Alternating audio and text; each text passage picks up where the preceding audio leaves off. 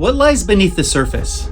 If you go to a place of worship, or drive down a lonely country road at night, or maybe even right where you are at this very moment watching YouTube, what lies directly beneath your feet? I'm not talking about the floor, down into the earth, 60, 70, maybe even 100 feet. Is there a cavern below? A hollowed out space in the depths of the earth, where something lives. Are you aware of your surroundings? Are they aware of you?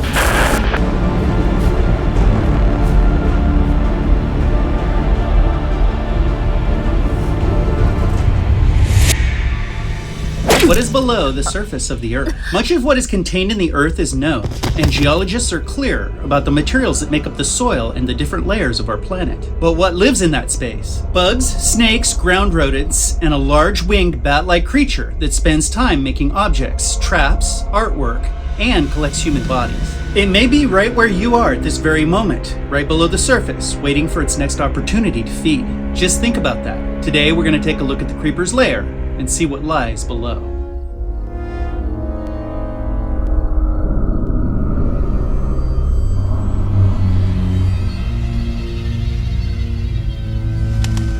In 2001, Jeepers Creepers landed in cinemas on Labor Day weekend and blew up into one of the most popular cult horror movies ever. The movie's supervillain is an underground monster whose very existence is fueled by human bodies. This creature has carved out a dark and disturbing space underground where it spends time preserving human victims, among other things. It's collected everything it needs over the years to maintain a routine within the conditions of its existence. Now, for the purpose of this video, we want to establish that we don't believe the creeper hibernates for 23-year periods. We contend it's awake and active while it awaits its next feeding cycle. We have content on these theories, and there's links in the description for your convenience.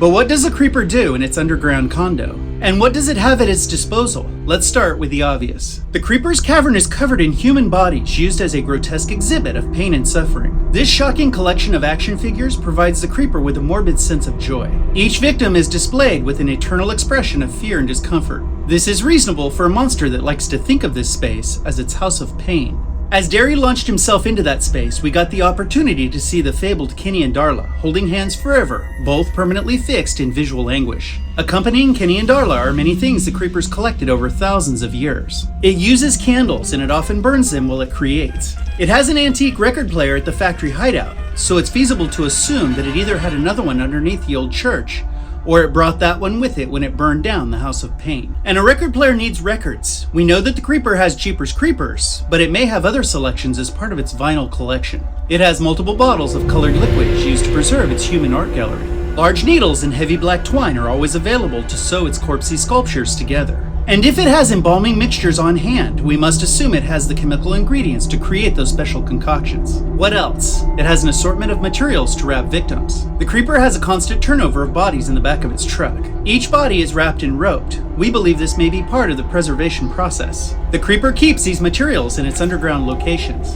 How do we know this? There aren't large stockpiles of them in the back of the truck. Certainly there are quite a few in the cubby recesses of its vintage rolling morgue, but there are sure to be more where the creeper unwraps its prizes underground. It must also have a large selection of weapons. The creeper's been hunting for thousands of years, possibly dating back to biblical times, and maybe even the beginning. We don't know how old the creeper is, but it's said to have once been human, and we're told that it's ancient. Over thousands of years of collecting bodies, fighting battles, and being pursued by the less fortunate, surely the creature's collected many weapons. Considering the fact that it's a hunter, it may have gathered thousands of weapons during its pursuits. We've seen many of the weapons, but you can be sure there's many we haven't seen.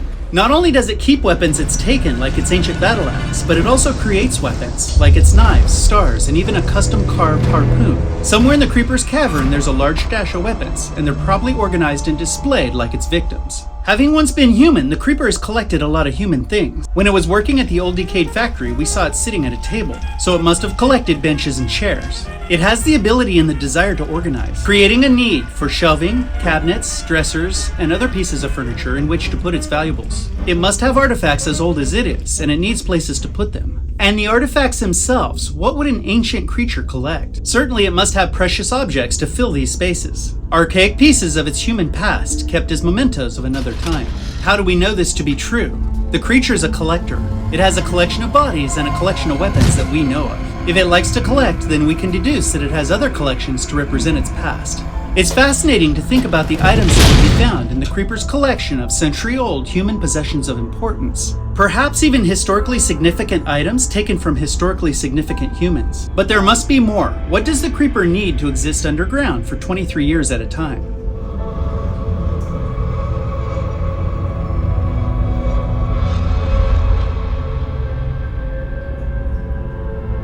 It must have a source of fuel, or maybe it can create its own fuel.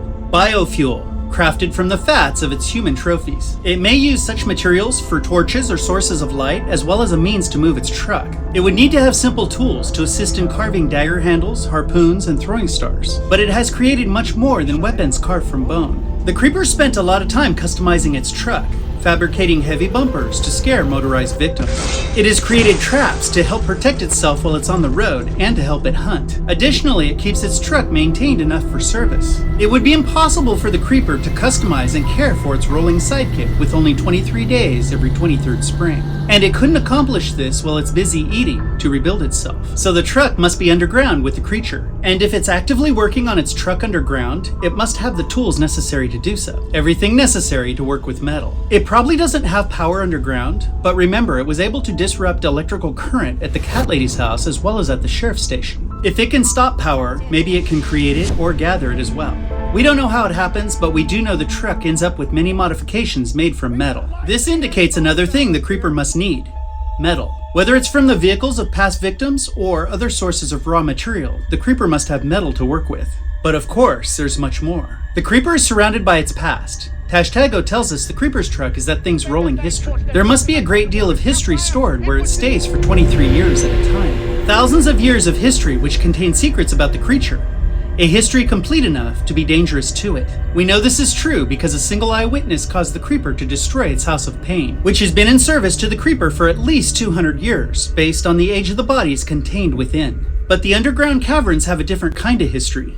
The Creeper's not alone. Yes, it has the corpses of its victims covering the walls and ceilings. It also has the essence of thousands of tortured souls, crowding the dark spaces occupied by the Creeper. I'm a part of it, and it's a part of me. Every victim the Creeper's claimed has forfeited its soul's freedom to the creature. Where the creature is, so are the souls. The Creeper's underground cavern is crawling with unrest. If you were uncomfortable knowing that something is waiting no more than 60 feet below you at any given moment, consider the likelihood that it's surrounded by thousands of entities that could travel straight up through the earth in an attempt to reach you and change your fate.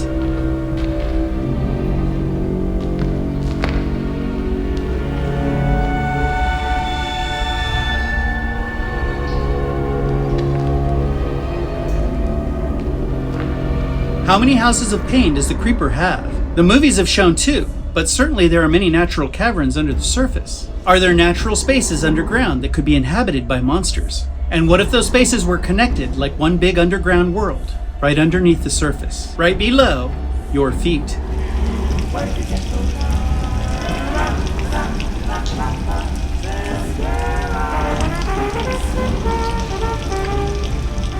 Did we miss anything?